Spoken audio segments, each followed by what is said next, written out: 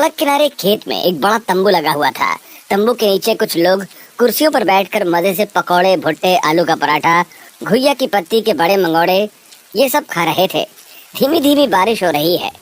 कुछ लोग हाथ में छाता लेकर तो कुछ लोग रेनकोट पहनकर पकौड़ों का आनंद ले रहे हैं। बच्चे पास में खेल रहे हैं। वाह सुनीता, बहू के हाथ के इन पकौड़ों का स्वाद तो सच में लाजवाब है। बिल्कुल सही कहा विमला बहन, ऐसी चटपटी चीजें इस मौसम में मिल जाए तो मजा आ जाता है। तंबू के पास ही एक मचान बनी हुई है जिसके ऊपर बहुत सारी हरी भरी बेलें लटक रही हैं। मचान के आसपास खेतों में ताजी सब्जियां लगी हुई हैं। रसोई के अंदर सुनीता बड़े चाव से खाना बना रही है। वो कढ़ाई में पकौड़े तल रही है। माँ जी जरा आग को थोड़ा और तेज कर दीजिए ताकि पकौड़े एकदम कुरकुरे बने। हाँ बहू, मैं अभी लकड़ियों को ठीक कर देती हूँ, ये भुट्टा भी बस भुनने ही वाला है। देवकी चूल्हे की आंच पर मजे से भुट्टा भून रही है। सुनीता कढ़ाई में तीखा और चटपटा तड़का लगाती है जिसकी तीखी खुशबू पूरे खेत में फैल जाती है। बाहर बैठे लोग खुशबू सूंघते हैं। अरे भाई देखो कितना अच्छा तड़का लगा है, खुशबू तो दूर दूर तक फैल रही है। हाँ, इतनी अच्छी खुशबू आ रही कि पेट भरे होने पर भी भूख लग जाए। रमेश, हरीश और गुड़िया तीनों मिलकर ग्राहकों को गरम गरम भुट्टों के पकौड़े और आलू के पकौड़े सर्व कर रहे हैं। लीजिए भाई साहब, आपके गर्मा गर्म आलू के पकौड़े तैयार हैं, खाकर बताइएगा। और ये लीजिए चाची, आपके लिए एकदम गरम भुट्टे के पकौड़े। भाभी बाहर तो ग्राहकों की लाइन लग गई है, सब आपके हाथ के स्वाद की दीवानी हो गए हैं। गुड़िया तुम लोग बस जल्दी जल्दी सबको सर्व करते जाओ, मैं यहाँ गरम गरम उतार रही हूँ। आखिर भाभी आपने अपनी चटपटी खुली रसोई खेत में बना ही ली, सब कितनी तारीफ कर रहे हैं। आखिर ऐसी क्या जरूरत पड़ी बहू को कि उसे बारिश में खुले में चटपटी रसोई बनानी पड़ी? क्यों एक गरीब परिवार को अपना घर छोड़कर खेत में चूल्हा जलाना पड़ा? आइए जानते हैं इस कहानी की शुरुआत से। गर्मी का भीषण मौसम है और सुनीता पसीने से लथपथ होकर चूल्हे में लकड़ियां जलाते हुए रोटियां सेक रही है। चूल्हे का धुआं पूरी रसोई में भर गया है। सुनीता को अचानक चक्कर आ जाता है। वो दीवार का सहारा लेकर खड़ी होती है। उफ, आज तो गर्मी बर्दाश्त के बाहर है, सिर पूरी तरह घूम रहा है। सुनीता जैसे जैसे खुद को संभाल कर रोटियों की टोकरी लेकर बाहर कमरे में आती है जहाँ देवकी, हरीश, रमेश जमीन पर चटाई बिछाकर बैठे हैं। सुनीता सबके सामने थाली लगाते हुए, हे भगवान, खाना बनाने में इतनी गर्मी लग रही है कि क्या बताऊं। चूल्हे का धुआं घर के अंदर भर जाता है और हमारी रसोई भी छोटी सी है। बड़ी मुश्किल से तुम्हें खाना बनाकर लाई हूँ। चलो अब आप लोग जल्दी जल्दी खा लो। सब लोग खाना खाने के लिए बैठते हैं। हरीश सब्जी का पहला निवाला मुंह में लेते हुए, सुनीता बहू इतना चटपटा और टेस्टी खाना बनाती है, लेकिन खाना खाने का मन नहीं करता क्योंकि इतनी ज्यादा गर्मी है कि खाना अंदर तक जाता ही नहीं। हाँ पिताजी, शरीर से इतना पसीना बह रहा है कि भूख ही मर जाती है। हाँ बहू, खाना बहुत अच्छा बनाती है, लेकिन अब गर्मी की वजह से खाना खाया ही नहीं जाता। मैं समझ सकती हूँ माँ जी, इस उमस में तो सांस लेना भी भारी लग रहा है। मैं भी बस किसी तरह पेट भरने के लिए 2 रोटियां खा रही हूँ भाभी। परिवार के सभी सदस्य जैसे जैसे थोड़ा खाना खाते हैं, भीषण गर्मी और घुटन के बीच सब उसी छोटे से कमरे में जमीन पर सोने की कोशिश करते हैं, लेकिन किसी को नींद नहीं आती। इस कमरे में तो एक हवा का झोंका भी नहीं आ रहा है। रात कैसे कटेगी? इतनी गर्मी है कि यहाँ पर तो मुझे घुटन हो रही है, छाती पर वजन सा लग रहा है। हाँ जी, पंखा भी बस गर्म हवा फेंक रहा है। भगवान जाने कब राहत मिलेगी इस गर्मी से। रात किसी तरह बीतती है। अगले दिन सुबह जल्दी जल्दी पूरा परिवार तैयार होता है। वे सभी अपने खेतों पर जाने के लिए घर से निकलते हैं। रास्ते में उन्हें चमन कबाड़ी वाला अपने ठेले के साथ मिलता है। राम राम हरीश भाई। अरे भाई, आप लोग तो बहुत ही टाइम के पक्के हो, समय पर खेतों के लिए निकल ही जाते हो। तुम भी तो रोज अपना कबाड़ बेचने समय से निकल जाते हो चमन भाई। हाँ भाई, गरीब है। अब गरीब अगर अपना काम समय पर नहीं करेंगे तो कैसे काम चलेगा? बात तो बिल्कुल सच कही आपने। मेहनत के बिना 2 वक्त की रोटी भी नसीब नहीं होती। चलो भाई, आप लोग खेत पर जाओ, मैं भी अपनी गली की तरफ निकलता हूँ। चमन अपना ठेला लेकर आगे बढ़ जाता है। हरीश का परिवार चलते हुए अपने खेतों पर पहुँचता है। उनके खेतों में धान, भुट्टे और सब्जियां लगी हुई हैं। खेतों को देखकर हरीश, हे भगवान, सारी सब्जियां भी सूख रही हैं और हमारा धान और भुट्टे भी सूख रहे हैं। हाँ पिताजी, मिट्टी में बड़ी बड़ी दरारें पड़ गई हैं, पौधों की पत्तियां पीली हो रही हैं। अब बारिश होना बहुत जरूरी है, यदि बारिश नहीं होगी तो क्या होगा? हमारी पूरी मेहनत बर्बाद हो जाएगी। अगर फसल खराब हो गई तो हम साहूकार का कर्ज कैसे चुकाएंगे? सब उस ऊपर वाले के हाथ में है बेटा, हमें अपना कर्म करते रहना चाहिए। सभी लोग सूखी मिट्टी को ठीक करने और बची हुई फसलों को बचाने के काम में लग जाते हैं। ऐसे ही दोपहर हो जाती है, तब सुनीता पेड़ के नीचे आकर सभी को आवाज देते हुए, सुनिए, खाने का समय हो गया, आइए साथ में खाना खा लेते हैं। हाँ भाभी, जल्दी से निकालो, भूख के मारे अब काम नहीं हो रहा। सभी पेड़ के नीचे आकर बैठ जाते हैं। सुनीता कपड़े की पोटली से मक्के की रोटी, कच्चा प्याज और नमक निकालकर सभी को परोसती है। सब लोग मजे से खाना खाते हैं। थोड़ी देर बाद शाम ढलने लगती है। वे वापस घर के लिए पैदल चलते हैं। तभी आसमान में अचानक काले बादल घिरने लगते हैं। देखो भैया, आसमान में कितने घने बादल आ गए हैं। हाँ गुड़िया, हवा भी ठंडी चलने लगी है। बारिश का मौसम अब शुरू होने वाला है। भगवान करे अच्छी बारिश हो जाए ताकि हमारी फसलें भी अच्छी हो जाएं और सूखा खत्म हो। हाँ पिताजी, खेतों को पानी मिल जाएगा तो सब्जियाँ फिर से हरी हो जाएंगी। वे जैसे ही अपने घर के दरवाजे पर पहुंचते हैं, तभी अचानक आसमान से झमाझम बारिश शुरू हो जाती है। वाह, बारिश आ गई, मजा आ गया। सच में भगवान ने हमारी सुन ली, दिल खुश हो गया। चलो जल्दी से घर के अंदर चलो, सब भीग रहे हैं। सब लोग हंसते हुए घर के अंदर जाते हैं, लेकिन तभी अचानक छत के एक हिस्से से पानी की मोटी धार नीचे टपकने लगती है। अरे रमेश देख, यहाँ पानी गिर रहा है। माँ, छत का छप्पर तो पूरी तरह सो चुका है। पैसे न होने की वजह से हम अपना छप्पर नहीं सुधरवा पाए। बहू, तू यहाँ पर कोई बर्तन लगा दे ताकि पानी पूरे कमरे में ना भरे। सुनीता एक बड़ी गंजी लेकर आती है और टपकते हुए पानी के नीचे रख देती है, लेकिन तभी बारिश झमाझम और बहुत तेज होने लगती है। भैया, यहाँ भी टपक रहा है, बिस्तर गीला हो रहा है। माँ जी देखो, चूल्हे के ऊपर भी टपकने लगा, पूरा चूल्हा भीग जाएगा। बर्तन कम पड़ रहे हैं, जल्दी से पानी बाहर फेंकना होगा। जगह जगह से घर टपकने लगता है। पूरा परिवार कटोरी, बाल्टी और डिब्बे लेकर घर के अंदर भरे हुए पानी को बाहर फेंकने में जुट जाता है। वे बहुत देर तक पानी फेंकते हैं। काफी देर के बाद बारिश बंद होती है। चलो भाई, जैसे तैसे हमने ये तो कर लिया। घर तो सूख गया है, भले हमें परेशानी हो रही है, लेकिन हमारे खेत तो हरे भरे हो जाएंगे। पिताजी, चूल्हा और लकड़ियाँ तो पूरी गीली हो गई हैं। मुझे नहीं लगता कि खाना बन जाएगा इनसे। कोई बात नहीं बहू, परेशान मत हो। अब कल सुबह ईंट ला देंगे, तुम चूल्हा बना के खाना बना लेना। आज हम सब ऐसे ही सो जाते हैं। अगली सुबह सुनीता जल्दी उठकर दोबारा चूल्हा बनाने के लिए घर के बाहर ईंटें ढूंढने लगती है। गांव में उसे पड़ोसन विमला और शीला मिल जाती हैं। अरे सुनीता बहू, इतनी सुबह सुबह कहाँ जा रही हो हाथ में तगाड़ी लिए? राम राम विमला चाची, बस गांव में ईंटें ढूंढने निकली हूँ। कल बारिश में चूल्हा टूट गया है, उसी को बनाना है। वैसे सुनीता बहू, तुम खाना तो बहुत लाजवाब बनाती हो और तड़के की खुशबू तो बाहर सड़क तक आती है। जब तुम रसोई में तड़का मारती हो तो हमारा भी मन ललचा जाता है। कभी अपने हाथ का खाना हमें भी तो खिलाओ। हाँ जरूर खिलाऊंगी चाची, पर अभी चलती हूँ। सुनीता ईंटें तगाड़ी में उठाती हैं और अपने घर की तरफ आते हुए मन ही मन, सब लोग मुझे यही कहते हैं कि सुनीता तो बहुत अच्छा खाना बनाती है, खुशबू बाहर तक आती है, तो हमें भी खिलाना। लेकिन मैं किसको बताऊं कि मुझे खिलाने का बहुत मन है, लेकिन पैसे हो तो खिलाऊं ना। सुनीता ईंटें लेकर अपने घर पर पहुंचती है। फिर सुनीता और देवकी मिलकर ईंटों से नया चूल्हा बनाती हैं। चूल्हा सूखने पर सुनीता फटाफट आग जलाती है और फिर खाना बनाती है। वो गरम गरम रोटियां और सब्जी बनाकर सबको परोसती है। खाना खाकर रमेश, सुनीता बहुत बढ़िया खाना बना है, अब पेट भर गया तो खेत में काम करने की ताकत आ गई। आप लोग अच्छे से खा लीजिए, खेत में आज बहुत काम होगा। सभी लोग खाना खाकर खेतों के लिए निकल जाते हैं। सुनीता भी अपने बर्तनों को समेटकर उनके पीछे पीछे खेत की तरफ चल देती है। जैसे ही पूरा परिवार खेत में कदम रखता है, वैसे ही फिर से झमाझम बारिश शुरू हो जाती है। तेज गर्मी के बाद आई इस बारिश को देखकर पूरा परिवार खुशी से झूम उठता है। वाह, मजा आ गया भैया। भाभी देखो कितनी तेज बारिश हो रही है। हरीश और रमेश खेत की मिट्टी में खड़े होकर बारिश का आनंद लेते हैं। सब लोग नहाते हैं और भीगते हुए खेत में काम करते हैं। वाह भाभी, देखो ये बारिश की बूंदें तो जादू कर देती है, ना सिर्फ पेड़ों पर बल्कि हम पर भी। देखो ना कितना अच्छा लग रहा है। हाँ गुड़िया, खेतों की प्यास बुझ गई, हमारी फसलें अब मुस्कुराएंगी। सच में इस बारिश ने हमारी सारी थकान मिटा दी। चलो अब जल्दी से सब्जियों की क्यारियां ठीक कर लेते हैं।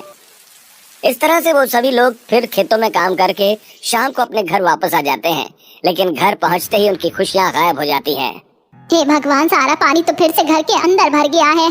सभी मिलकर डब्बों से पानी को बाहर निकालते हैं। फिर सुनीता जैसे तैसे लकड़ियां जलाकर खाना बनाती है और सबको खिलाती है। खाना खाकर सभी लोग किसी तरह सो जाते हैं। अगले दिन सुबह सुनीता पूरे घर में कीचड़ और पानी को फैला हुआ देखकर सभी से, पिताजी आप लोग खेत निकलिए, मैं ये सारा पानी और कीचड़ साफ करके आप लोगों के लिए खाना बनाकर खेतों में ले आऊंगी। सुनीता तू अकेले ये सब कैसे साफ करेगी, हम मदद कर देते हैं। नहीं नहीं, आप लोग जाइए, मैं सारा काम करके आती हूँ, खेतों का काम ज्यादा जरूरी है। ठीक है बहू, हम निकलते हैं, तू अपना ध्यान रखना। हरीश, रमेश, देवकी और गुड़िया खेत चले जाते हैं और सुनीता घर में काम में लग जाती है। वो कीचड़ साफ करती है, फिर जैसे तैसे चूल्हे को सुखाकर खाना बनाती है और खाना टोकरी में कपड़े से ढककर टोकरी लेकर खेतों की तरफ निकल जाती है। गांव की कच्ची पगडंडी पर सुनीता खेतों की तरफ जा रही थी, तभी अचानक एक झाड़ी के पीछे से एक बड़ा कुत्ता भौंकता हुआ बाहर आ जाता है। अरे हट हट, यहाँ से दूर हो। कुत्ता सुनीता की तरफ लपकता है। सुनीता अपनी टोकरी संभालते हुए तेज दौड़ने लगती है। फिर वो हांफते हुए एक मोड़ पर रुककर, उफ, मेरी तो सांस ही अटक गई थी। खाना बनाकर खेतों में लेकर जाना भी आसान नहीं है। तभी अचानक सामने रोड से एक बड़ा ट्रक हॉर्न बजाता हुआ गुजरता है। सुनीता की नजर उस पर पड़ती है। वो देखती है कि खुली ट्रक में पीछे औरत एक गैस स्टोव रखकर खाना बना रही है। ट्रक आगे बढ़ रहा है और वो औरत बहू की आराम से सब्जी चला रही है। अरे चलते ट्रक में गैस चूल्हा चलाकर खाना बन रहा है। ट्रक में बैठी वो औरत भी सुनीता को देखकर मुस्कुराते हुए चली जाती है, लेकिन सुनीता के चेहरे पर एक नई चमक आ जाती है। जब वो औरत वहाँ खुले ट्रक में खाना बना सकती है तो क्यों ना मैं भी अपने खेत में खुली रसोई बना लूं, जिससे कि आसानी से खाना बनाकर सबको खिला पाऊंगी। ऐसा सोचते हुए वो खेतों पर पहुंचती है। उसका पूरा परिवार खेत के किनारे एक इमली के पेड़ के नीचे भूख से बैठा हुआ है। देवकी उसे देखकर, अरे सुनीता, ये क्या बात हुई, इतनी देर हो गई, सबको भूख लगी है, तुम इतनी देर से खाना लेकर आई हो? हाँ बहू, भूख के मारे पेट में चूहे कबड्डी खेल रहे हैं, बहुत देर कर दी तुमने। क्या करूँ माँ जी, इतना सारा काम था घर पर, पूरे घर का कीचड़ साफ करना पड़ा, चूल्हा सुखाना पड़ा। अच्छा अच्छा, कोई बात नहीं, अब जल्दी से थाली लगा। सुनीता टोकरी खोलती है और सबको खाना परोसते हुए, अरे ये क्या, मैं जब खाना लेकर निकली थी तो खाना एकदम गर्मा गर्म था। मुझे लगा सबको गर्मा गर्म खाना बहुत पसंद आएगा, लेकिन खाना खेतों तक लाते हुए सारा खाना ही ठंडा हो गया। कोई बात नहीं सुनीता, ठंडा होने के बाद भी खाने से बहुत अच्छी खुशबू आ रही है और इसका स्वाद भी बहुत अच्छा है। सभी लोग बड़े चाव से खाते हैं। तभी खेत से लगे कच्चे रास्ते से गांव के दो मजदूर गुजर रहे होते हैं। आलू गोभी की सब्जी की तीखी खुशबू उनके नाक तक पहुंचती है। अरे भाई, कितनी अच्छी खुशबू आ रही है, ऐसा लग रहा है जैसे किसी ढाबे पर बहुत अच्छी गोभी आलू की सब्जी बन रही है। हाँ भाई, मुझे भी ऐसा लग रहा है, मुंह में पानी आ गया। दोनों मजदूर बातें करते हुए आगे चले जाते हैं। गुड़िया ये सब सुनकर हंसते हुए, भैया देखो, इनको क्या पता कि हमारी भाभी खाना इतना स्वादिष्ट बनाती है और ये खुशबू हमारे ही खाने से आ रही है। अरे रोड के किनारे हमारे खेत है तो आते जाते लोगों को खुशबू तो आती रहेगी, उनकी बात छोड़ो, तुम लोग चुपचाप खाना खाओ। सभी लोग खाना खा लेते हैं। तभी अचानक आसमान फिर से काला हो जाता है और तेज बारिश शुरू हो जाती है।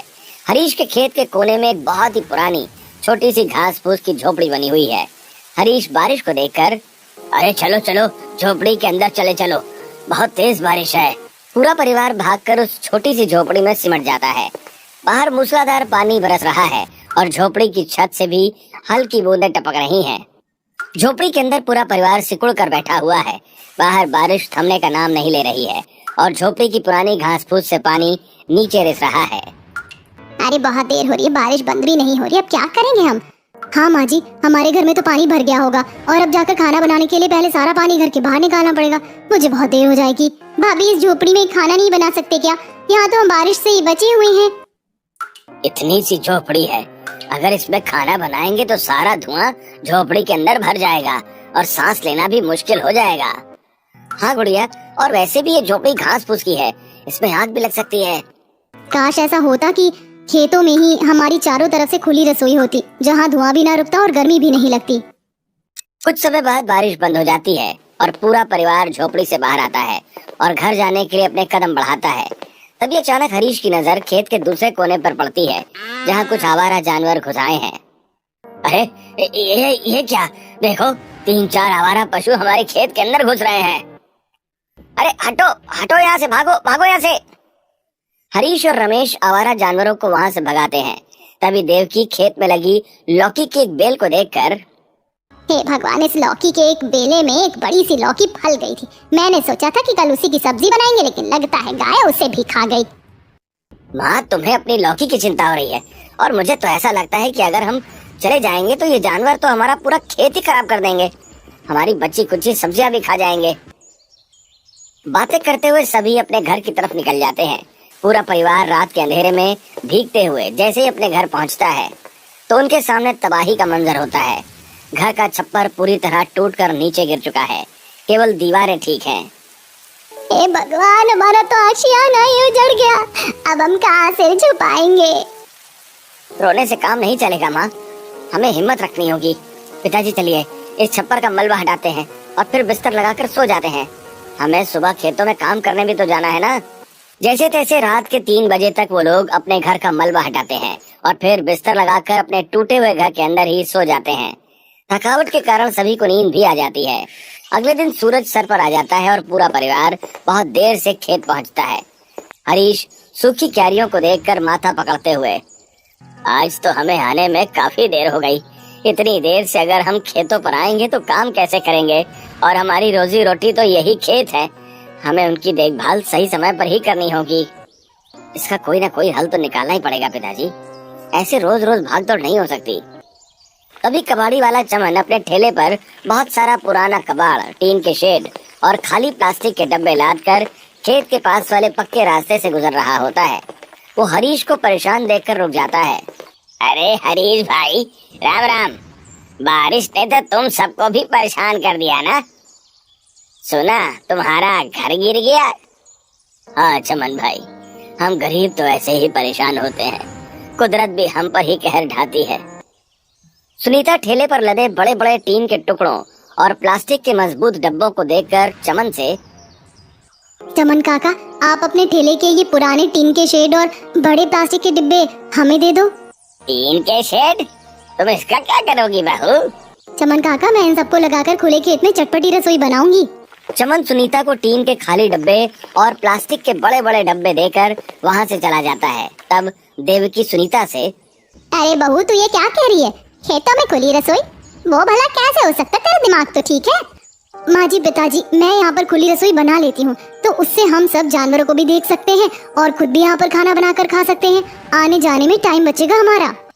हाँ, और हम सब्जियाँ भी देख सकते हैं। वैसे भी हमारा घर गिर गया है तो वहाँ रहने का कोई मतलब नहीं। हाँ बहू, ये बात तो तुमने बहुत पते की कही। चलो हम सब मिलकर इस काम में लग जाते हैं। सभी मिलकर पास के जंगल में जाते हैं, बांस और झाड़ियाँ काट कर ले आते हैं। पूरा परिवार मिलकर जंगल की तरफ निकल पड़ता है और वहाँ से वो लोग बांस की कुछ झाड़ियाँ काट कर ले आते हैं। पिताजी, मैं ये 4 बांस चारों कोनों पर गाड़ देता हूँ। हाँ रमेश, मैं मिट्टी खोदने में आपकी मदद करती हूँ। सभी लोग मिलकर जमीन में बांस गाड़ते हैं। फिर ऊपर चमन से ली गई टीन और प्लास्टिक के डब्बों को काटकर छप्पर बनाते हैं ताकि पानी अंदर ना आए। इस तरह एक शानदार मचान बनाकर तैयार हो जाता है। सुनीता मचान को देखते हुए अपनी सास से, देखिए माँ जी, हमारी मचान बनकर तैयार हो गई है। चलिए इसके आसपास कुछ बेलों वाली सब्जियां लगा देते हैं और तैयार बेलों को इसके ऊपर चढ़ा देते हैं ताकि वो जानवरों से भी सुरक्षित रहे और हमारी रसोई देखने में भी हरी भरी लगेगी। हाँ बहू, मैं बेलों को इस मचान के ऊपर चढ़ा देती हूँ और बीज भी लगा देती हूँ। तो इस मचान के अंदर जल्दी से अपना चूल्हा बना ले। हाँ भाभी, चलो अंदर चूल्हा बनाने में मैं भी आपकी मदद करती हूँ। रमेश, मैं तो सोच रहा हूँ कि हमारे पास थोड़े से रस्सी के बंडल रखे हैं तो इन बचे हुए बांस से हम दोनों एक खटिया तैयार कर लेते हैं। वो हमारे आराम करने के काम आएगी। हाँ पिताजी, मैं और माँ भी घर जाकर रसोई बनाने का सारा सामान ले आते हैं। वैसे भी भूख लगी है। जैसे ही मचान बनकर तैयार होगा भाभी जल्दी से खाना बना देंगी और हम आज इस खुली रसोई में बैठकर खाना खाएंगे। गुड़िया और देव की रसोई का सामान लाने के लिए घर की तरफ निकल जाते हैं और सुनीता खेत के आसपास से कुछ ईंट और मिट्टी लाकर मचान के अंदर चूल्हा बनाने लगती है। तो वहीं हरीश और रमेश मिलकर बांस और रस्सियों से खटिया तैयार करने लगते हैं। थोड़ी देर बाद गुड़िया और देव की रसोई का सारा सामान लाकर मचान के अंदर रख देते हैं। शाम तक उनकी खटिया भी तैयार हो जाती है और ईंट का चूल्हा भी सूख कर रेडी हो जाता है। तभी अचानक झमाझम बारिश होने लगती है। चूल्हे के किनारे से आ रही बौछार को देखकर सुनीता, ऐसा करते हैं, चूल्हे के पीछे भी हम 3 शेड और प्लास्टिक के डिब्बे को काट कर एक आड़ बना देते हैं ताकि बौछार अंदर ना आए। अब सुनीता रमेश के साथ मिलकर प्लास्टिक के और टीन के डब्बे को काटकर चूल्हे के पीछे उन्हें लगाकर एक आड़ बना देती है। तब तक गुड़िया बारिश में भीगते हुए हरी सब्जियां जैसे भिंडी, मूली, भत्ते, आलू, गाजर, टमाटर, हरी धनिया, हरी मिर्च सारी सब्जियां तोड़कर टोकरी में रख कर ले आती हैं और चूल्हे के पास रखते हुए, भाभी देखिए, मैं अपने खेतों से ये सारी सब्जियां तोड़ कर ले आई हूँ, बस आप जल्दी से खाना तैयार कीजिए, बहुत भूख लग रही है। अब सुनीता बची हुई लकड़ियों से चूल्हा जलाती है और खुली रसोई में खाना बनाना शुरू कर देती है। वो कढ़ाई में तेल डालकर आलू भट्टे के पकौड़े बनाती है और फिर बघारे हुए चावल और तड़के वाली दाल बनाती है और फिर मक्के का आटा गूंदकर चूल्हे पर गर्मा गर्म रोटियां सेक कर सभी को सर्व करते हुए, आप लोग गरम गरम खाना खाना शुरू कीजिए और बताइए कि कैसा बना है। सुनीता के बनाए खाने की खुशबू न सिर्फ मचान के अंदर बल्कि बाहर दूर तक फैल रही थी। खाना खाकर रमेश, लाजवाब, जीरे वाले चावल और आलू भंटे के पकौड़े का जोड़ बहुत ही तीखा और चटपटा है। हाँ भाभी, आपने ये दाल फ्राई भी जबरदस्त बनाई है, सब कुछ बहुत अच्छा लग रहा है। सभी लोग स्वाद लेकर खाना खा लेते हैं और हरीश खाना खाकर खटिया पर आराम करने लगता है। तभी वो देखता है कि खेत के किनारे से कुछ जंगली सुअर आ रहे हैं। रमेश, देखो वो जानवर आ रहे हैं, जल्दी लाठी उठाओ। रमेश और हरीश तुरंत दौड़ कर जाते हैं और चिल्लाकर उन जानवरों को भगा देते हैं। वापस आकर खटिया पर बैठते हुए रमेश, चलो भाई, ये तो बहुत अच्छा हो गया। अब रसोई यहाँ होने से हमारी सब्जियां भी बच गईं और खाना भी गर्मा गर्म मिला। सभी लोग मचान के नीचे बिस्तर लगाकर सो जाते हैं। हरीश और रमेश खटिया पर ही सो जाते हैं और अगले दिन सुबह जल्दी उठकर सभी लोग खेतों में काम करने लगते हैं। तभी देवकी सुनीता से, बहू, मेरा तो करेले खाने का मन कर रहा है, मैंने करेले की फैली हुई बेलों को मचान पर बांध दिया था, कुछ करेले मुझे दिखाई दे रहे, मैं तोड़ कर ले आती हूँ। आज तुम करेले बना लेना और हाँ, साथ में कुछ अरबी के पत्ते भी ले आती हूँ, तुम उनके पकौड़े जरूर बनाना। अब देवकी और गुड़िया जाकर मचान के ऊपर लगे हुए करेले तोड़ लेती हैं और पास ही लगी हुई अरबी की पत्तियां भी तोड़ लेती हैं और फिर उन्हें लाकर सुनीता को दे देती हैं। सुनीता चूल्हे पर करेले की चटपटी सब्जी और अरबी के पत्तों के चटपटे पकौड़े बनाकर तैयार करते हुए, गुड़िया, मैंने खाना लगभग तैयार कर लिया है, तुम सबको बुला कर ले आओ और मैं सभी को खाना परोस देती हूँ। अब गुड़िया खेतों में जाकर सभी को आवाज देती है। सभी लोग खाना खाने के लिए आ जाते हैं। फिर सुनीता सभी को गर्मा गर्म घुइया के पकौड़े, मक्के की रोटी, करेले की तीखी सब्जी सर्व कर देती है। सभी लोग बड़े चाव से खाना खाते हैं और खेतों में काम करने के लिए चले जाते हैं।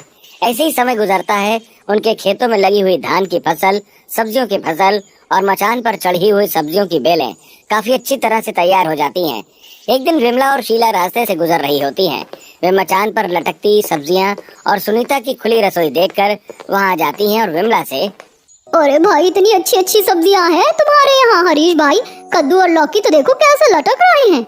हाँ विमला बहन, हम खेतों में मेहनत करते हैं, हमने सब्जियां उगाई हैं, रात दिन एक किया है हमने।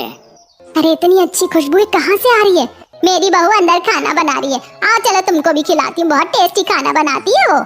दोनों पड़ोसने देवकी के साथ अंदर आती हैं और बारिश में गरीब बहू की चटपटी खेत वाली खुली रसोई देखकर हैरान होते हुए, अरे वाह बहू, तुमने तो बारिश में ये खुली रसोई बनाकर बड़ा अच्छा काम किया। इस रसोई में तो अंदर पानी भी नहीं भर रहा और चारों तरफ से खुली होने की वजह से तुम अपने खेतों पर भी नजर रख पा रहे हो और साथ ही तुम्हें गर्मी भी नहीं लगेगी, बारिश के भी मजे ले रही हो।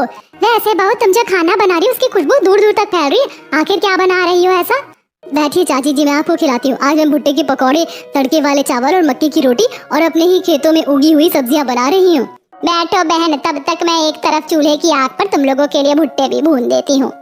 देवकी और शीला चटाई पर बैठ जाते हैं। सुनीता खाना बनाकर उन लोगों को परोस देती है और साथ ही देवकी गरम गरम भुट्टे चटनी लगाकर उन्हें दे देती है। वे दोनों खाना खाकर बहुत खुश होती हैं और सचमुच सुनीता बहू के हाथ का खाना कितना स्वादिष्ट है ना शीला बहन? हाँ बहन, बहुत ही चटपटे पकवान बनाती सुनीता बहू। विमला और शीला खाना खाकर तारीफ करते हुए चली जाती हैं। परिवार की बाकी लोग भी खाना खा लेते हैं। तभी बाहर झमाझम बारिश होने लगती है। बारिश देखकर गुड़िया, भाभी मुझे नहाना है, आज मैं इस तेज बारिश में खूब नाचूंगी। गुड़िया ऐसा कहकर बाहर चली जाती है और झमाझम बारिश में नहाती है और नाचती भी है। उसकी खुशी देखकर उसके साथ परिवार के लोग भी बारिश में खूब भीगते हैं और खूब नाचते हैं। थोड़ी देर बाद वे अपनी छोटी सी झोपड़ी में जाकर अपने अपने कपड़े बदल लेते हैं और चैन की नींद सो जाते हैं। अगले दिन झमाझम बारिश के बीच सुनीता अपनी खुली रसोई में खाना बना रही थी। उसी समय सड़क से दो थके हुए मजदूर हाथ में छाता लेकर गुजर रहे थे। खाने की खुशबू सूंघकर बोला, भाई इतनी अच्छी खुशबू है, काश ये खाना खाने को मिल जाता तो मजा आ जाता। हाँ यार, पर हम पराए लोगों से कैसे मांगे। चलो आगे चलते हैं। दोनों मजदूर छाता लेकर चले जाते हैं। सुनीता ये सब देखकर खाना बनाते हुए खटिया पर बैठे अपने सास ससुर से, पिताजी कितने सारे लोग हमारा खाना खाना चाहते हैं, हमें उन्हें यहाँ बैठाकर खाना खिलाना चाहिए। अगर इतने लोगों को मुफ्त में खाना देगी तो हमारा तो बंटा ही बाहर हो जाएगा, कोई जरूरत नहीं है। तभी विमला और शीला फिर से वहाँ आती हैं। हरीश भाई, सुनीता बहू, तुम्हारे खाने की याद मुझे फिर से खींच लाई, आज फिर से हमें पकौड़े खिला दो। सुनीता उन्हें खाना परोसती है। विमला और शीला खाना खाकर उठती हैं और वे सुनीता से, सुनीता बहू, तुम इतना टेस्टी खाना बनाती हो कि कोई खाए बिना रह नहीं सकता, तो तुम ऐसा करो कि ये खाना बेचना शुरू कर दो, और ये लो, ये कुछ पैसे रख लो, ये हमारे आज के खाने के हैं। सुनीता के मना करने के बाद भी शीला उन्हें पैसे दे देती है और वहाँ से चली जाती है। उसके जाने के बाद सुनीता सभी से, क्यों ना हम ऐसा ही करें और खाना बेचे, इससे हमारी गरीबी भी दूर हो जाएगी। बात तो सही है, पर बारिश का मौसम है, रसोई तो हमारी चारों तरफ से खुली है, हवा आ रही है, लोग बैठेंगे कहाँ। हमारी खुली रसोई में काफी सारे लोगों का खाना मैं अकेले ही बना सकती हूँ, बस हमें ग्राहकों के बैठने की व्यवस्था करनी होगी। हाँ ये बात तो है। ऐसा करते हैं, खेत की कुछ सब्जियां तोड़कर बाजार में बेचते हैं और एक छाता खरीद के ले आते हैं ग्राहकों के लिए। अगले दिन रमेश खेत में ताजी सब्जियां तोड़कर बाजार में बेचता है और वहाँ से एक बड़ा छाता लेकर आता है और खेतों के किनारे लगा देता है। तभी चमन कबाड़ी वाला फिर से वहाँ आता है। अरे भाई, बड़ी अच्छी खुशबू आ रही है सुनीता बहू, आज चूल्हे पर क्या चढ़ाया है? चमन काका, आज मक्के की रोटी और चटपटी चटनी है, आइए आप खाना खाइए।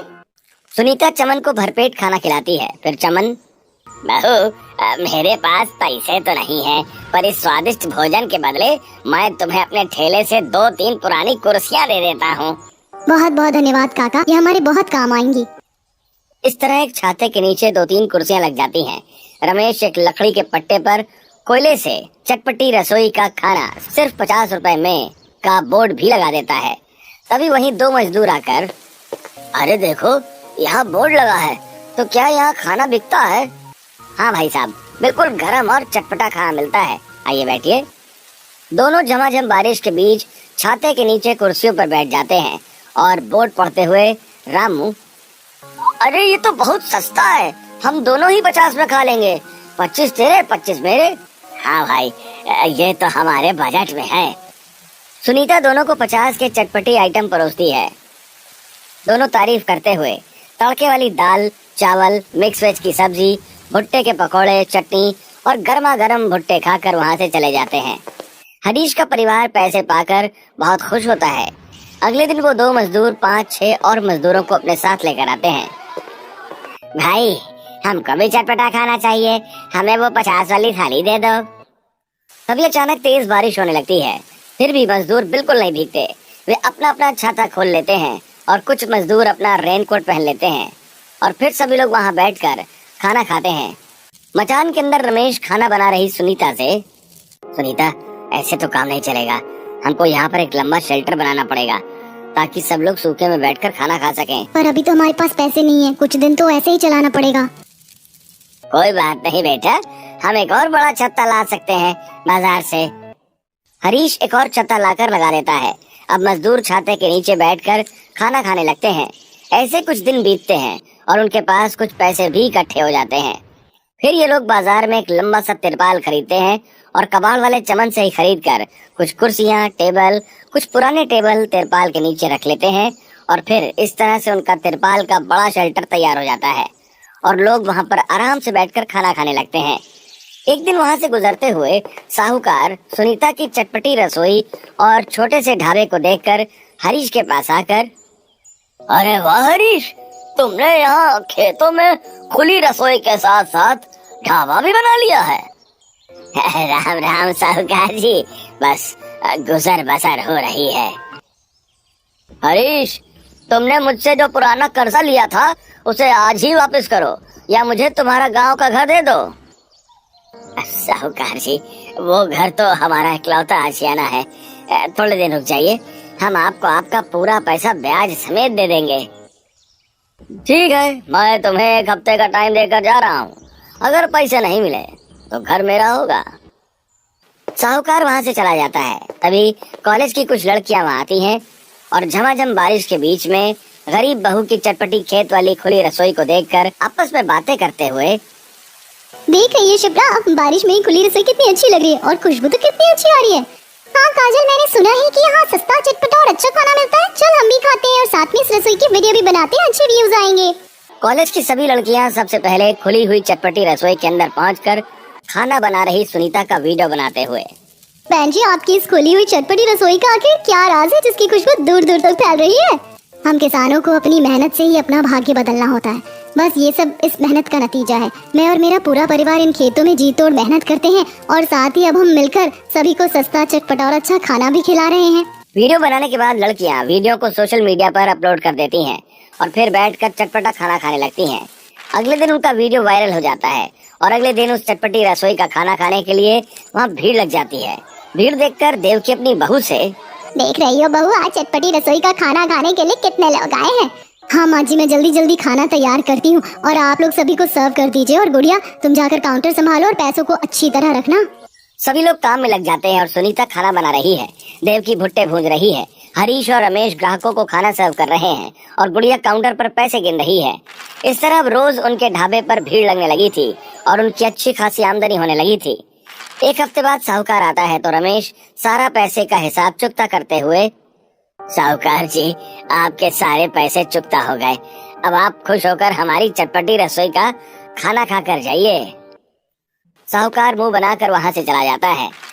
कुछ दिनों बाद वो अपने घर को भी पक्का बना लेते हैं और अपनी खुली खेत वाली रसोई में एक बड़ा टीन का शेल्टर लगाकर वहां टेबल और कुर्सियां लगा देते हैं और कुछ लड़कों को काम पर भी रख लेते हैं। इस तरह उनका जीवन अब खुशी पूर्वक बीत